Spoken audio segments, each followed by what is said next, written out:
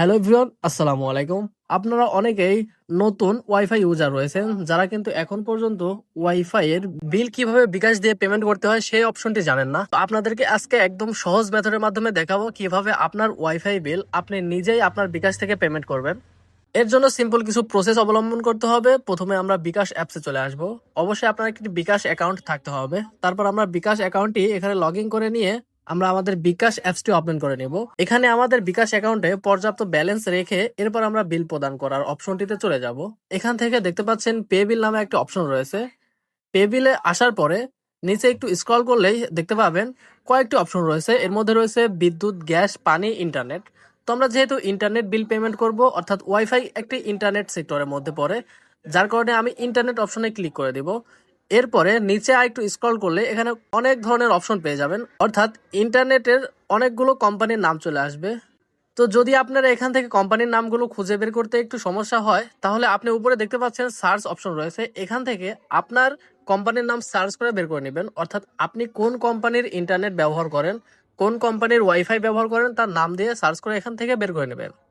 তো আমি যেহেতু ভিশন কোম্পানির ওয়াইফাই নেট ব্যবহার করি, এর কারণে আমি ভিশন সার্চ করে বের করে নিচ্ছি। এরপর ক্লিক করে দিব। ক্লিক করার পর এখান থেকে আপনারা মান্থ সিলেক্ট করবেন, অর্থাৎ আপনি কোন মাসের বিল পেমেন্ট করবেন এই অপশন থেকে আপনাদেরকে সিলেক্ট করতে হবে।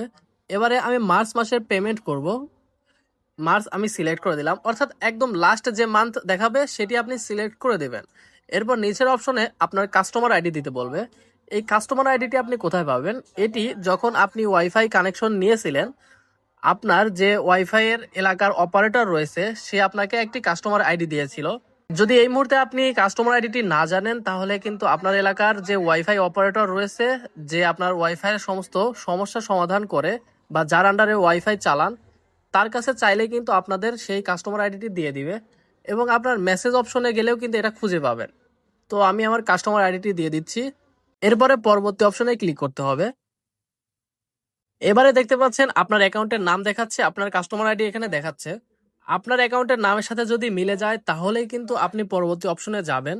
এখানে দেখতে পাচ্ছেন এমডি মফিজ উদ্দিন সর্দার লেখা রয়েছে। আপনি ওয়াইফাই নেওয়ার সময় যে এনআইডি কার্ড বা যার এনআইডি কার্ড দিয়ে রেজিস্ট্রেশন করেছিলেন সেই নাম কিন্তু এখানে দেখাবে। তো যদি আপনি কনফার্ম হন তাহলে পরবর্তী অপশনে চলে যাবেন। তো আমার পরবর্তী অপশনটি আর দেখাচ্ছে না, কারণ আমি অলরেডি এই মাসের ওয়াইফাই বিল পরিশোধ করেছি। তো আবারও আপনাদেরকে ভিডিওটি দেখানোর জন্য জাস্ট দেখালাম। তো যেহেতু আমি দেখাতে পারছি না, আপনারা জাস্ট আমি বলে দিচ্ছি সেই অনুযায়ী করবেন। আপনি পরবর্তী অপশনে চলে যাবেন। এরপরে আপনার বিকাশের পিন দিতে বলবে, আপনার বিকাশের পিনটা দিয়ে ট্যাপ করে ধরে রাখবেন, তাহলে কিন্তু আপনার ওয়াইফাই বিল পরিশোধ হয়ে যাবে। তো এই সামান্য প্রসেসের মাধ্যমে কিন্তু আপনি আপনার ওয়াইফাই এর ইন্টারনেট বিল কিন্তু আপনি নিজেই পরিশোধ করতে পারবেন। তো ভিডিওটি এই পর্যন্তই। আশা করি ভিডিওটি ভালো লেগেছে। পরবর্তীতে এই ধরনের টিউটোরিয়াল ভিডিও পেতে চাইলে আমাদের ইউটিউব চ্যানেলটি সাবস্ক্রাইব করে রাখুন। দেখা হচ্ছে পরবর্তী কোনো ভিডিওতে। আল্লাহ হাফেজ।